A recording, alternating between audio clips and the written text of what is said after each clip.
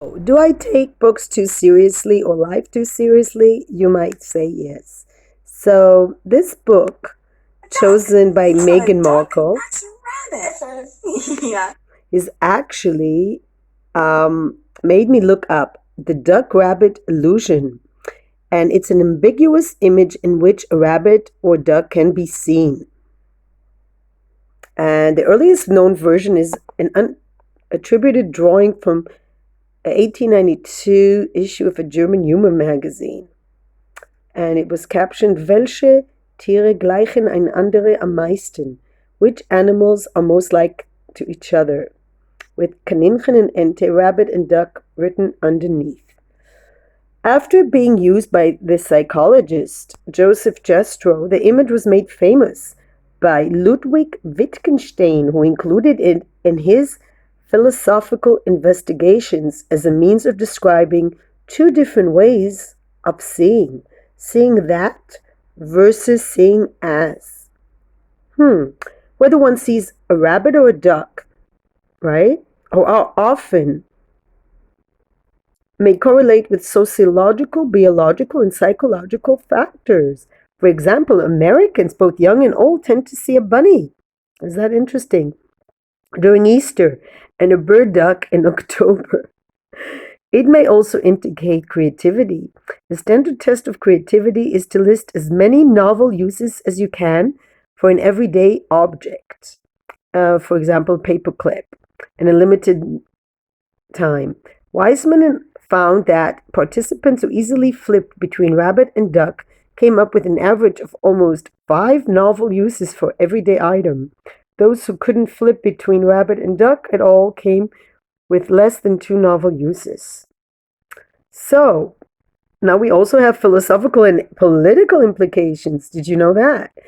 So, several scholars suggested that the illusion resonates philosophically and politically. Wittgenstein employed the rabbit duck illusion to distinguish perception from interpretation. If you only see a rabbit, you would say, this is a rabbit. But once you become aware of the duality, you would say, now I see it as a rabbit. You may also say it's a duck, rabbit duck, which for Wittgenstein is a perceptual report. However, Le Pen suggests that this too may be an interpretation, illustrating the point through the Marxist criticism of the bourgeois' natural inclination for synthesis, meaning living outside of the unsettling struggle between theses and antitheses forces, seeing both the duck and the rabbit at the same time. That's kind of deep, huh? So, Abeluf developed the point to explain how the illusion crystallizes the interplay between freedom, choice, and facticity, forced reality. If you see just a duck, you may need to actively choose to work on seeing the rabbit too. Once you do, to then choose which you see at any given point. While submitting the once you see the duck, you cannot see it, Abeluf claims that trying to unsee what we already did might be less about choosing one perspective over another, but about negating one, so that we don't have to choose. This is really interesting. So apparently this is a statement against the bourgeois. So, wow, that's a deep book to choose.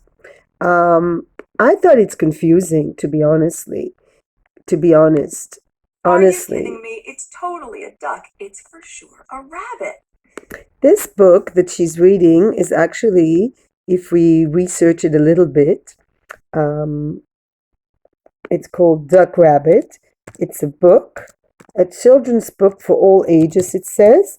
I think I still maintain my, this is the book. It's called Duck Rabbit, and it's by Amy Krouse. And let's see how they Hey, look, a duck! That's not a duck, that's a rabbit. It's totally a duck. See, there's his bill. What are you talking about? Those are ears, silly. It's a duck, and he's about to eat a piece of bread. It's a rabbit and he's about to eat a carrot. You see how it's different when you read it like that? Wait, listen. Did you hear that? I heard duck sounds. That's funny. I distinctly heard rabbit sounds. So, Now the duck is wading through the swamp. No, the rabbit is hiding in the grass. you see how it's different Here, when you look read at it like the duck that? through my binoculars. Sorry, still a rabbit. Duck, rabbit, duck, rabbit, duck, rabbit, duck, rabbit, duck, rabbit, duck, rabbit. Okay. The end. The end. So, this book by Amy Krouse, Rosenthal, and Tom Lichtenfeld is actually teaching kids to challenge what they see. And I really don't think it's for 1-year-olds. Sorry. Life is confusing for 1-year-old. They're just learning words. They're learning to name. And they say, no, it's a duck, it's a rabbit, it's a duck and rabbit. And it's like really confusing. And I really think it's for an older age where you can actually get it. But did you see by the reading how it's completely another story than when she reads it? Let's contrast how she reads it. It's on the next page. See? There's his bill. What are you talking about? Those are his ears, silly. It's a duck, and he's about to eat a piece of bread. Turn the page. Is that the piece of bread? Let's turn the page. Let's show everybody. It's a rabbit, and he's about to eat a carrot.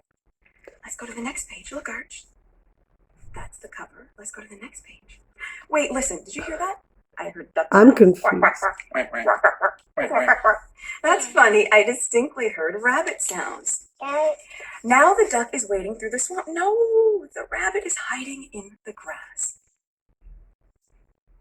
There, see? Look, Archie. It's flying. Flying. It's hopping. Let's turn the page.